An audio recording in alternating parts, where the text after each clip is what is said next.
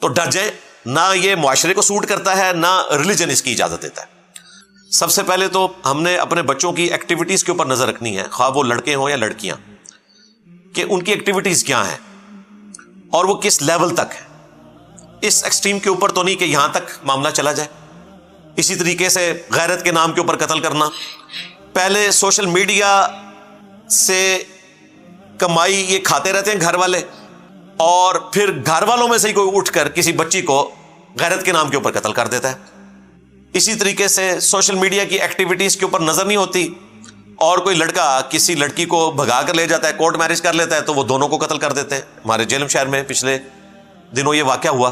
ہماری اکیڈمی کے ممبر ہیں، یہ سلمان بھائی ہیں میرے ساتھ جو بیٹھے ہوئے ہیں، ان کے وہ ریلیٹیو تھے، اور اس واقعے سے پہلے انہوں نے ان کو سمجھانے کی بھی کوشش کی ہے اس لڑکے کو، لیکن نہیں، خمار تھا، اور پھر الٹیمیٹلی دونوں کو قتل کر دیا غیرت کے نام کے اوپر۔ تو اس طرح غیرت کے نام کے اوپر کسی کو قتل نہیں کر سکتے، نہ اس کا تعلق ریلیجن کے ساتھ ہے۔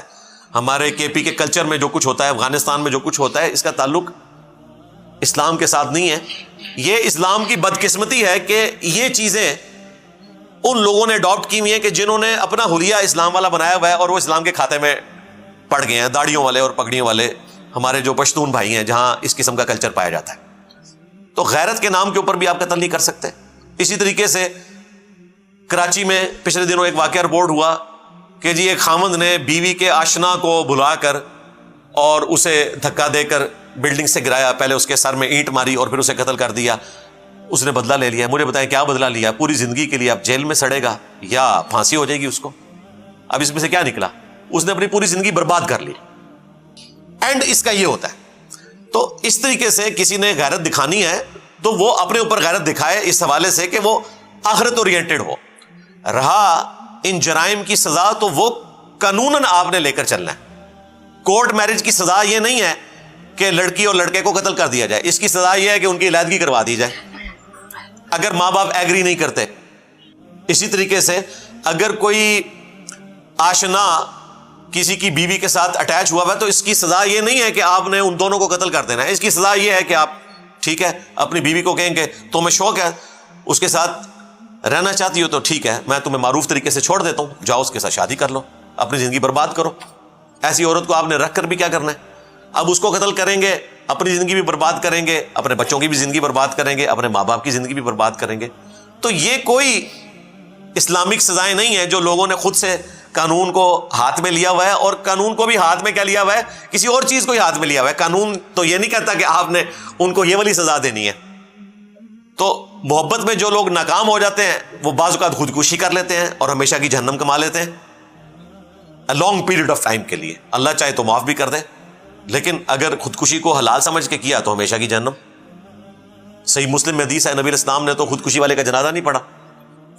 اندازہ کریں کتنا خطرناک معاملہ ہے۔ یا پھر کسی کو قتل کر دیتے ہیں جو خودکشی سے بھی بڑا جرم ہے۔ خودکشی میں تو چلے آپ نے اپنی جان لی، حالانکہ آپ اپنی جان کے بھی مالک نہیں تھے، لیکن کسی دوسرے کی جان لینا یہ تو اس سے بڑا جرم ہے، اور اس کے اوپر زیرو ٹالرنس کسی اسٹیٹ کی ہونی چاہیے۔ ایسے لوگوں کے لیے ہم کہیں گے لعنت اللہ علی الظالمین، اللہ تعالیٰ کی لعنت ہو ایسے ظالموں کے اوپر جو لوگوں کے ساتھ اس طرح کا سلوک کرتے ہیں۔ اس لیے آپ دیکھیں اللہ تبارک و تعالیٰ نے قرآن حکیم میں سورۃ المائدہ کے اندر دو استثناء کا ذکر کیا ہے، قتل کے بدلے قتل یا فساد فی الارض۔ صرف ان دو صورتوں میں جوڈیشری کے تھرو کسی انسان کی جان لی جا سکتی ہے، بس۔ اس کے علاوہ اگر کسی نے کسی انسان کو قتل کیا تو سورۃ المائدہ کی آیت نمبر 32 میں آیا گویا اس نے پوری انسانیت کا قتل کیا، جس نے ایک جان کو قتل کیا۔ اب وہ جان مسلمان بھی ہو سکتی ہے، نان مسلم بھی ہو سکتی ہے۔ مسلمان کے قتل کی بات نہیں ہوئی، ایک جان کا قتل، اور جس نے ایک جان کو بچایا گویا اس نے پوری انسانیت کو بچا لیا۔ حتیٰ کہ صحیح بخاری میں حدیث ہے، اللہ کے محبوب صلی اللہ علیہ وآلہ وسلم نے فرمایا جس نے ایک ذمی کافر کو جو ایک مسلم سٹیٹ کے اندر ٹیکس دے کر رہ رہا تھا، جس طرح یہاں ہزاروں ہندو رہتے ہیں، ہزاروں کرسچنز رہتے ہیں، ان میں سے بھی کسی کو قتل کر دیا مسلمان نے، تو بخاری کے الفاظ ہیں کہ وہ مسلمان بھی جنت میں نہیں جائے گا، بلکہ جنت کی خوشبو بھی نہیں اس کو آئے گی، حالانکہ جنت کی خوشبو 40 سال کی مسافت سے آ رہی ہوگی. قیامت کا دن 50,000 سال کا دن ہے. جب 40 سال باقی رہ جائیں گے تو اہل جنت کو جنت کی خوشبو آنا شروع ہو جائے گی. لیکن جنت کی خوشبو ایسے شخص کو نہیں آئے گی جس نے ایک کافر کو بھی مسلم سٹیٹ کے اندر ناحق قتل کر دیا. مسلمان کا قتل تو بہت بڑے لیول کا جرم ہے. ایک نان مسلم کو بھی اگر آپ نے قتل کر دیا تو آپ کے ساتھ یہ معاملہ ہونے والا ہے.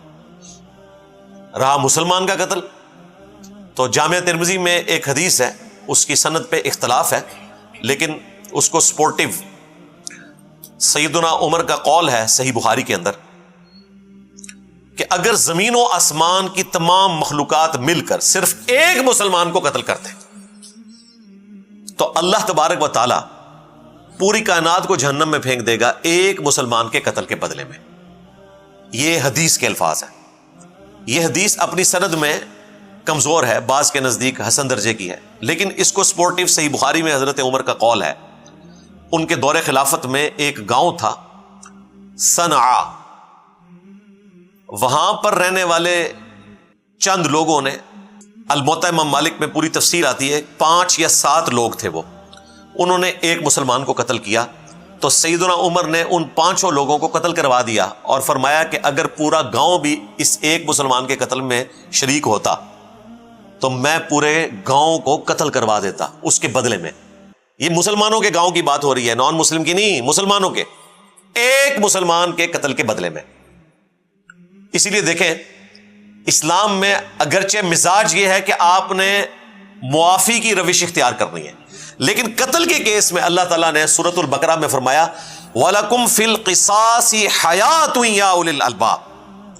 قصاص لینے میں, قتل کے بدلے قتل کرنے میں انسانیت کی زندگی چھپی ہوئی ہے اے عقل مندو, تاکہ تم بچ سکو.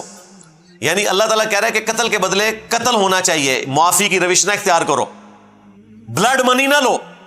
اگرچہ اس کی اجازت موجود ہے لیکن اسے ڈسکریج کیا گیا, انکریج اس بات کو کیا گیا کہ آپ نے قتل کے بدلے قتل کرنا ہے تاکہ ڈیٹرنس ہو.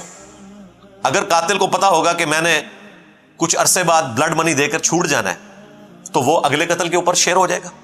اور آپ دیکھتے ہیں کہ جو یہ کرائے کے قاتلین ہیں وہ یہی کچھ کرتے ہیں. ہمارے پولیٹیشینز نے اور مذہبی جماعتوں کے لیڈرز نے اس قسم کے لوگ پالے ہوتے ہیں, اپنے دشمنوں کو وہ ٹارگٹ کلنگ کروا دیتے ہیں. اور پھر بڑے بڑے مہنگے وکیل انہوں نے ہائر کیے ہوتے ہیں, وہ ایسے وکیل ہوتے ہیں جو آگے سے ججز کو ہائر کر لیتے ہیں, الٹیمیٹلی ضمانت کروا لیتے ہیں. 4-5 مہینے کے اندر پاکستان میں ضمانت ہو جاتی ہے, یا پھر اسے مجبور کیا جاتا ہے کہ اس کے ورثاء جو ہیں وہ بلڈ منی لے لیں, دیت لے کر اس کو چھوڑ دیں. اور وہ دیت بھی فراڈ مچایا ہوا انہوں نے. دیت لینا جائز ہے, سورۃ النساء میں اللہ تعالیٰ نے اس کی اجازت دی ہے کہ آپ بلڈ منی لے سکتے ہیں, لیکن بلڈ منی وہ ہے کتنی, وہ پاکستان والی بلڈ منی نہیں ہے. سنن نبی داؤد میں 2 حدیثیں موجود ہیں جن میں بلڈ منی آئی ہے 100 اونٹ یا اس کی مالیت. آج کی ڈیٹ میں یہ آلموسٹ کوئی 10 کروڑ روپیہ بنتا ہے اگر آپ 10 لاکھ کا ایک اونٹ لگائیں, یا 200 گائیں, یا 2000 بکریاں, یا ان کے ایکویلنٹ کوئی رقم. ہاں اگر ورثاء اس سے کم پر راضی ہو جائیں تو وہ معروف طریقے سے آپ لے کر چل سکتے ہیں, لیکن بلڈ منی اتنی بنتی ہے. اور یہاں پر آپ دیکھیں کہ خون انسان کا کتنا سستا ہے. حالانکہ سورۃ النساء میں اللہ تعالیٰ نے فرمایا کہ جس نے ایک مؤمن کو ناحق قتل کیا وہ ہمیشہ کے لیے جہنم میں جائے گا. ایک مؤمن کو ناحق قتل کرنے کے بدلے میں ہمیشہ کی جہنم. سورۃ النساء کے الفاظ ہیں,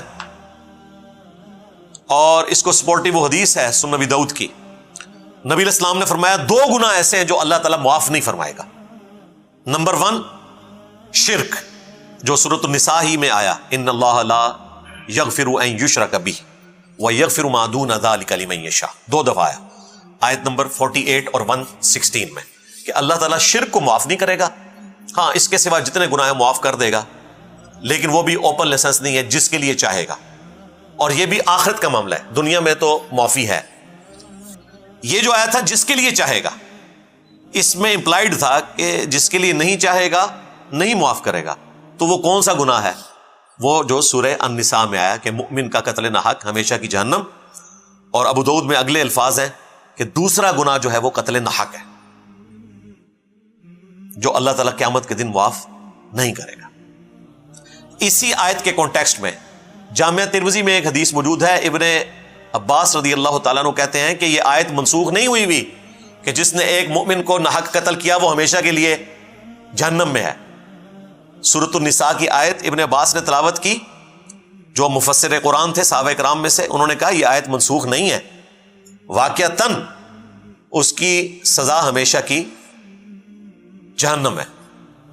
اور پھر انہوں نے نبی علیہ السلام کا فرمان ساتھ ذکر کیا کہ قیامت کے دن مقتول اپنے قاتل کو پیشانی کے بالوں سے پکڑ کر اس حال میں کہ مقتول کے جسم سے خون رواں ہوگا گھسیٹتا ہوا اللہ کے عرش کے پاس چلا جائے گا اور کہے گا کہ اے اللہ آج مجھے انصاف چاہیے کہ اس نے دنیا میں مجھے ناحق کیوں قتل کیا۔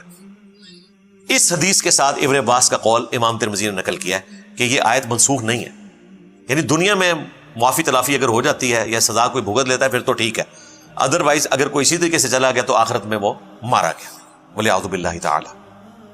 اسی طریقے سے جامعہ ترمذی میں اور سنن ابن ماجہ میں حدیث ہے کہ اللہ تعالیٰ کے نزدیک پوری دنیا کا تباہ و برباد ہو جانا، پوری دنیا میں حرمین بھی آتے ہیں، مساجد بھی آتی ہیں، خانقاہیں بھی آتی ہیں، پوری دنیا کا تباہ و برباد ہو جانا یہ آسان ہے بنسبت اس کے کہ ایک مؤمن کو ناحق قتل کر دیا جائے۔ اور اس کو سپورٹیو وہ اگلی حدیث جو جامعہ ترمذی میں ہے، سنن ابن ماجہ میں موجود ہے کہ اللہ تعالیٰ کے نزدیک ایک مؤمن کی حرمت کعبے سے بھی بڑھ کر ہے، یعنی کعبے کی کوئی اینٹ سے اینٹ بجا دے یہ چھوٹا گناہ ہے، ایک مؤمن کا قتل ناحق یہ اس سے بڑا گناہ ہے۔ پھر جامعہ ترمذی میں اور سنن ابن ماجہ میں وہ حدیث موجود ہے جو میں بیان کر چکا کہ قیامت کے دن مقتول اپنے قاتل کو پیشانی کے بالوں سے گھسیٹتا ہوا اللہ کے عرش کے پاس پہنچ جائے گا اور کہے گا اے اللہ آج مجھے بدلہ چاہیے، اس حال میں کہ اس کی رگوں سے خون بہ رہا ہوگا۔ اب مجھے بتائیں جب اس حالت میں کوئی اللہ سے ریکویسٹ کرے گا تو پھر اس کی سنوائی نہیں ہوگی؟ یہ جو حدیث ہے نا جامعہ ترمذی اور ابن ماجہ کی، اس کا ایک طریق سنن نسائی کے اندر آتا ہے، اس میں اس صحابی کے الفاظ ہیں اے حکمرانوں کسی کے قتل کے اوپر معاونت نہ کرو ورنہ قیامت والے دن پکڑے جاؤ گے۔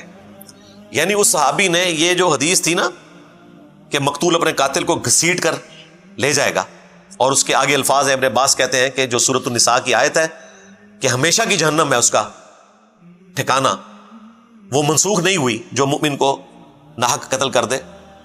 یہ حدیث سنن نسائی میں جب آئی ہے تو صحابی کہتے ہیں کہ حکمرانوں کسی کے قتل کے اوپر معاونت مت کرو۔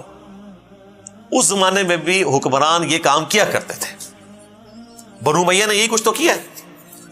آپ کو تو صرف ایک قتل حسین نظر آ رہا ہے، اس سے پہلے بھی ان لوگوں نے اپنی رعایا کو ناحق قتل کیا، وہ پھر ٹاپک الگ ہو جائے گا، پھر بات آپ کے ماموں جی کی طرف چلی جائے گی، پھر میں حدیث بخاری مسلم کی شروع کر دوں گا، وہ آپ میرا کربلا والا ریسرچ پیپر پڑھ لیں۔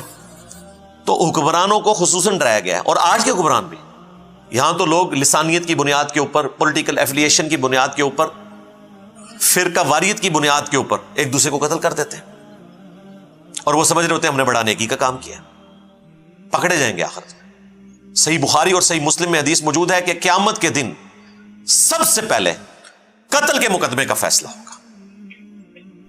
سنن ابی داؤد میں حدیث ہے کہ قیامت کے دن سب سے پہلے نماز کے بارے میں سوال ہوگا۔ اب اس میں تطبیق کیا ہے؟ وہ سنن نسائی کے اندر حدیث موجود ہے کہ حقوق اللہ میں سب سے پہلے نماز کے بارے میں سوال ہوگا، اور حقوق العباد میں سب سے پہلے قتل کے مقدمے کا فیصلہ ہوگا۔ اور قتل کے مقدمے والی حدیث جو ہے وہ بخاری مسلم میں ہے کہ سب سے پہلے قتل کے مقدمے کا قیامت والے دن فیصلہ ہوگا۔ اسی لیے آپ دیکھیں جو یوم النحر کا خطبہ ہے، بائی چانس مجھے یاد آ گیا، بخاری مسلم دونوں میں حدیث موجود ہے، نبی علیہ السلام نے 10 ذوالحجہ 10 ہجری منا کے میدان میں، یعنی یوم عرفہ سے اگلے دن، قربانی والے دن، یوم النحر کا خطبہ دیا۔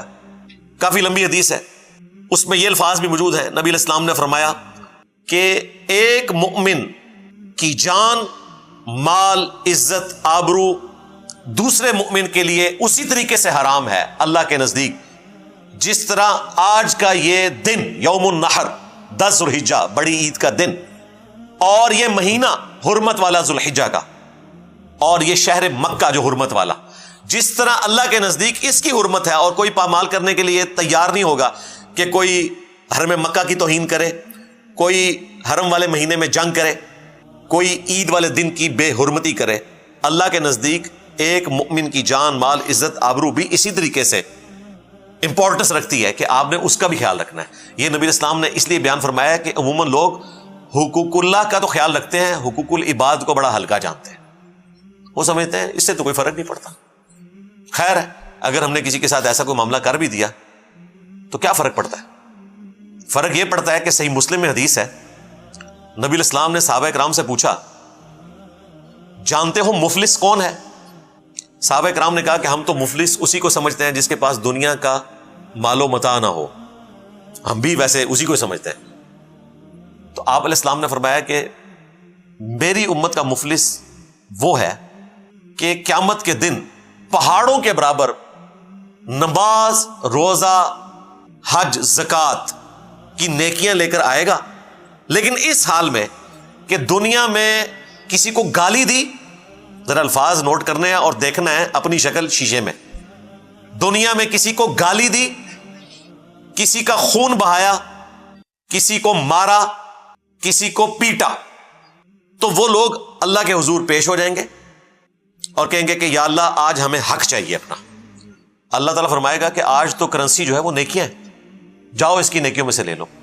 تو لوگ اس کی نیکیاں لینا شروع کر دیں گے، حتیٰ کہ پہاڑوں کے برابر نماز، روزہ، حج، زکوٰۃ کی نیکیاں ختم، جس کے اوپر اس کو ایک بڑا مان تھا۔ ابھی بھی لوگ باقی ہوں گے کہ جنہوں نے اپنا بدلہ لینا ہوگا۔ پھر اللہ تعالیٰ فرمائے گا کہ اس کی نیکیاں تو ختم ہو گئی ہیں، اب تمہارے گناہ میں اس کے کھاتے میں ڈالوں گا۔ دیکھیں گناہ انہوں نے کیے ہوئے کھاتے میں اس بندے کے ڈل رہے ہیں، اور الٹیمیٹلی اسے اوندا منہ کر کے جہنم میں پھینک دیا جائے گا۔ نبی الاسلام نے فرمایا میری امت کا مفلس یہ ہوگا، یہ ہے مفلس، یعنی نماز، روزہ، حج، زکوٰۃ وہ آپ نے پورے کرنے ہیں۔ میں دوسری ایکسٹریم پہ بھی نہیں جاؤں گا کہ اس کی کوئی ضرورت ہی نہیں ہے، نہیں، وہ اپنی جگہ امپورٹنٹ ہے، لیکن حقوق العباد اگر آپ نے پورے نہیں کیے تو یہ سارے معاملات آپ کی نیکیوں کو بھی ہڑپ کر دیں گے اور قیامت والے دن انسان مفلس ہوگا۔ اس لیے اپنے معاملات کو بڑا دیکھ بھال کر چلنا چاہیے۔ صحیح بخاری میں حدیث ہے، دنیا میں کسی کا کوئی لین دین کا معاملہ ہے نا، کسی بھی اعتبار سے، چاہے وہ مال کے اعتبار سے ہے، کسی کے ساتھ آپ نے زیادتی کی ہے، کسی کو گالی دے دی، تو وہ دنیا ہی میں کلیئر کر لو، آخرت میں درہم اور دینار نہیں ہوں گے، نیکیاں دے کر جان چھڑانی پڑے گی۔ اب نبی الاسلام نے تو امت کو واضح بتا دیا ہے کہ آخرت میں کوئی شخص مال دے کر صلح نہیں کسی کے ساتھ کر سکتا، دنیا میں تو کیا جا سکتا ہے بلڈ منی کی شکل میں، یا کسی شخص کے ساتھ آپ نے کوئی زیادتی کا معاملہ کیا ہے، آپ اس کی دل جوئی کے لیے اس کو کچھ رقم دے دیتے ہیں جس سے اس کا غصہ جاتا رہتا ہے اور آپ اس کے ساتھ صلح کر لیتے ہیں، یہ آپ کوئی بھی طریقہ اڈاپٹ کر سکتے ہیں، لیکن آخرت میں آپ کو نیکیاں دینی پڑیں گی۔